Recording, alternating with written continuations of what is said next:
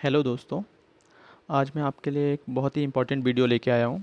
इसमें मैं आपको बताऊँगा कि कभी भी आपका जो रुपए है गलती से एनईएफटी के थ्रू किसी दूसरे अकाउंट में पहुँच गया है तो आपको उसे कैसे वापस लेना है।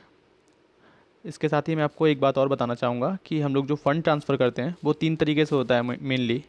एक तो आईएमपीएस होता है, एक एनईएफटी होता है और आरटीजीएस होता है। अभी मैं इन तीनों के बारे में डिस्कशन नहीं करूँगा, सिर्फ एनईएफटी जो कि गलत खाते में पहुँची है उसको कैसे वापस लाना है सिर्फ उस बारे में डिस्कस करूँगा। मैंने यहाँ पर सब कुछ लिखा हुआ है इंग्लिश में, तो आप इजीली रीड कर सकते हैं इसको पॉज करके। और मैं आपको सिर्फ बुलेट पॉइंट्स बताऊँगा जिससे कि वीडियो ज़्यादा लंबी नहीं होगी और आप इजीली जल्दी समझ सकेंगे। देखिए यहाँ पर क्या है कि जब भी हम कभी एनईएफटी करते हैं, मतलब या तो हम खुद करते हैं अपने मोबाइल से या तो बैंक के थ्रू करते हैं, तो उसमें क्या है कि टाइपिंग में एरर हो जाती है। मीन्स कि आपने अकाउंट नंबर कुछ लिखा और गलती से कोई डिजिट ऊपर आगे पीछे हो गया, ये गलत डिजिट दब गया, या फिर आईएफएससी कोड में भी ऐसा हो सकता है कि आपने आईएफएससी कोड लिखा उसमें कोई डिजिट आगे पीछे हो गया, तो आपका रुपए जो है गलत खाते में पहुंच जाएगा। तो उसे कैसे वापस लाना है, तो यहाँ पर आरबीआई का जो सर्कुलर है उसके हिसाब से सारी बैंकें काम करती हैं। तो सभी बैंकों ने अपना अपना सर्कुलर निकाला होगा। तो यहाँ पर मैं आपको पहले तो बताऊँगा कि 4 तरीके से जो एनईएफटी है वो गलत पहुँच सकती है कहीं भी। पहला तो difference in name and name mismatch. तो इसमें तो वही आएगा कि आपका कोई डिजिट आगे पीछे हो गया या कोई डिजिट कम हो गया या ज़्यादा हो गया, या फिर आपका आईएफएससी कोड में कुछ गलती हो गई, किसी और ब्रांच को जाना था दूसरी ब्रांच को पहुंच गया लेकिन सेम बैंक में। मतलब इसमें मेन चीज़ क्या है कि एक उसी बैंक में जाएगा लेकिन किसी दूसरे अकाउंट में पहुंच गया। इस और इसमें क्या होगा कि नाम जो होगा आपके कस्टमर का जिसे आप भेज रहे हो और जिसके में गिरा है उनका नाम तो अलग होगा, ठीक है। तो इसमें नेम मिसमैच वाला रहेगा, ये फर्स्ट टाइप है। और सेकंड टाइप में क्या होगा, मल्टीपल क्रेडिट। इसमें क्या होता है कि जैसे हमने एक बार किसी को रुपये भेजा और हमें लगा वो नहीं पहुंचा और हमने दोबारा भेज दिया और वो दोनों बार पहुंच गया। और ये कई बार ब्रांच में भी होता है कि ब्रांच में किसी ने एनईएफटी की कनेक्टिविटी इशू आ गया, उसको लगा नहीं हुआ है, वो लिखना भूल गया, फिर दोबारा हो गया ऐसा, तो मल्टीपल क्रेडिट हो जाता है कभी कभी। और थर्ड टाइप है एक्सेस अमाउंट। एक्सेस अमाउंट मतलब कि इसमें क्या होगा कि आपने मान लो 10,000 भेजना है, उसमें एक डिजिट ज़्यादा ज़्यादा लग गया, 1 लाख हो गया, या फिर कोई डिजिट और चेंज हो गया, अमाउंट ज़्यादा पहुंच गया, जितना जाना था उससे ज़्यादा पहुंच गया। ये थर्ड टाइप हो गया। और फोर्थ टाइप ये है अनवांटेड क्रेडिट। इसमें क्या होगा कि आपको जिस बैंक को रुपए भेजना है उस बैंक को ना जाकर किसी अदर बैंक को पहुंच गया, तो ये अनवांटेड क्रेडिट हो गया। तो अभी हम इसको कैसे हैंडल करेंगे इसको देखते हैं कि पहला चीज़ क्या है कि जो नेम मिसमैच होगा उसमें क्या होगा कि हम पहले अपनी ब्रांच को, मतलब जिस ब्रांच से मतलब एनईएफटी गया है, या अगर हमने किया है तो हमारा अकाउंट जिस ब्रांच में होगा हम उसको मेल करेंगे या फिर रिटर्न में एप्लीकेशन देंगे या उसे इन्फॉर्म करेंगे कि मेरा रुपये गलत खाते में पहुंचा हुआ है। और जो आपकी ब्रांच है वो उस ब्रांच को जहाँ पर रुपये पहुंचा हुआ है उसको मेल डालेगी। उसमें 4 चीज़ें ज़रूरी हैं मेंशन करना।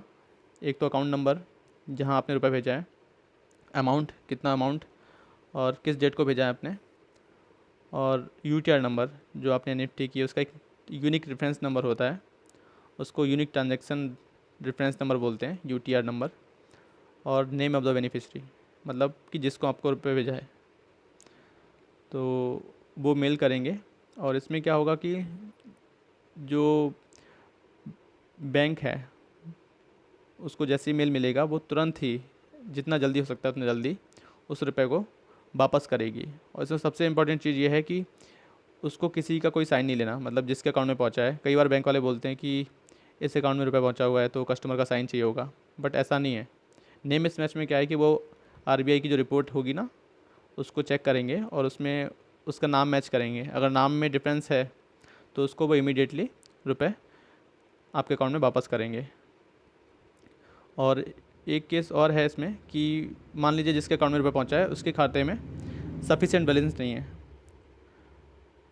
तो क्या करना है, तो फिर क्या है कि वो उस कस्टमर को बुला के बोलेंगे कि रुपए डाले इसको, और वो रुपये फिर आपके अकाउंट में वापस आएगा। और इसमें एक चीज़ और है कि जो ब्रांच होगी वो आपका पूरा रुपये ही वापस करेगी। अगर कुछ रुपए कम है, उसने निकाल लिया, मान लो आधा रुपये बचा हुआ है और आपको नीड है अर्जेंट, तो आप उसको बोल सकते हैं कि वो आधा रुपये ही वापस करें।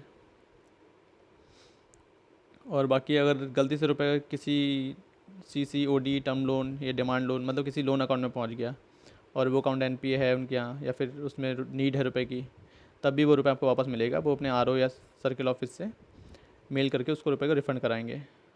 और इसमें कोई टाइम लिमिट नहीं है, जितना जल्दी हो सकता है उतना जल्दी वापस करेंगे वो रुपए आपका। और एक बार फिर से मैं दोहरा रहा हूँ कि इसमें कस्टमर का कंसेंट नहीं चाहिए, मतलब बैंक ये नहीं बोल सकती कि कस्टमर का साइन चाहिए तो भी हम वापस करेंगे, ऐसा नहीं है।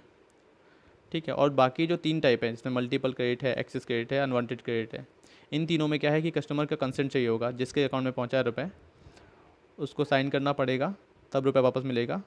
प्लस एक इंडेमनिटी बॉन्ड होता है या इंडेमनिटी लेटर बोलते हैं, वो उस बैंक मतलब वो आपकी बैंक को साइन करके उन्हें भेजना पड़ेगा। तो रेमिटर बैंक भेजेगी बेनिफिशियरी बैंक को एक इंडेमनिटी लेटर, तब वो वापस मिलेगा। अब यहाँ पर मैं आपको कुछ टिप्स देना चाहूँगा। जैसे गलती से भी अगर आपका रुपये किसी गलत अकाउंट में पहुँचा है तो सबसे पहले आप मेल कर दीजिए अपनी ब्रांच को, उस ब्रांच को भी। उसके बाद जाके ब्रांच विज़िट कर लीजिए। ठीक है। और अगर उस दिन हॉलीडे है तो कोशिश करिए कि आप फ़ोन पे बात कर लें मेल डाल के, तो उनको फ़ोन पे भी इन्फॉर्म कर सकते हैं कि सर ऐसा ऐसा आप मेल डाल देंगे। तो क्या ना कि नेक्स्ट डे जब भी ब्रांच ओपन होगी तो ब्रांच ओपन होते ही वो आपका रुपये रिफ़ंड कर सकेंगे। और यहाँ पर आपको कोई भी वीडियो या फिर कोई भी टॉपिक पे आपको वीडियो चाहिए बैंकिंग से रिलेटेड, तो आप बोल सकते हैं कि आपको कौन सा टॉपिक पे वीडियो चाहिए। आपको जो भी गाइडलाइंस के हिसाब से होगा RBI की वही बताऊंगा। और कोई भी क्वेरी हो तो उसको कमेंट सेक्शन में पूछ सकते हैं। Thank you.